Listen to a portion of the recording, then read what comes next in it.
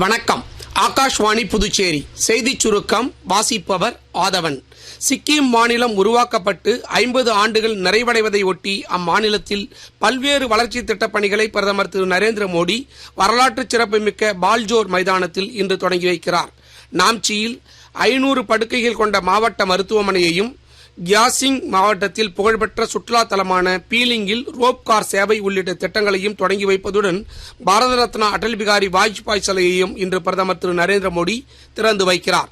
ஜம்மு காஷ்மீர் சட்டமன்ற சட்டப்பேரவைத் தலைவர் திரு அப்துல் ரஹீம் ரத்தார் பல்வேறு செயல்பாடுகளை மேற்பார்வையிட 3 நிதி குழுக்கள் உட்பட 9 குழுக்களை நியமித்துள்ளார். ஆளும் ஜம்மு காஷ்மீர் தேசிய மாநாட்டு கட்சி தலைமையிலான சட்டமன்ற உறுப்பினர்கள் 4 குழுக்களின் தலைவர்களாக நியமிக்கப்பட்டுள்ளனர். காங்கிரஸ், ஜம்மு காஷ்மீர் மக்கள் மாநாட்டு கட்சி மற்றும் மார்க்சிஸ்ட் கம்யூனிஸ்ட் கட்சி தலா ஒரு குழுவின் தலைமையை பெற்றுள்ளன. பாஜக சட்டமன்ற உறுப்பினர்கள் 2 குழுக்களுக்கு தலைமை தாங்குவார்கள். IAS, IPS உள்ளிட்ட சிவில் சர்வீஸ் தேர்வுகள் உட்பட பல்வேறு மத்திய அரசு பணிகளுக்கான தேர்வுகளை UPSC எனும் மத்திய அரசு பணியாளர் தேர்வாணையம் ஆண்டுதோறும் நடத்துகிறது. இதற்காக தேர்வர்கள் பதிவு செய்யவும் விண்ணப்பிக்கவும் நேற்று முதல் புதிய இணையதளமான www.upsconline.nic.in தொடங்கப்பட்டுள்ளது. இதன் மூலம் பழைய ஒருமுறை பதிவு முறை இனிமேல் செல்லுபடியாகாது என அறிக்கையில் கூறப்பட்டுள்ளது. புதுச்சேரியில் உள்ள 30 சட்டமன்ற தொகுதிகளுக்கும் காங்கிரஸ் கட்சி தேர்தல் பொறுப்பாளர்களை நியமித்துள்ளது.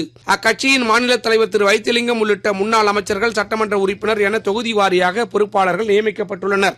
துல்ஹஜ் மாத பிறை நேற்று தென்பட்டதைத் தொடர்ந்து பக்ரீத் பண்டிகை வரும் ஜூன் 7ஆம் தேதி சனிக்கிழமை கொண்டாடப்படும் என்று தமிழ்நாடு அரசின் காஜி அலுவலகம் அறிவித்துள்ளது. இத்துடன் இந்த செய்திச் சுருக்கம் நிறைவு பெறுகிறது.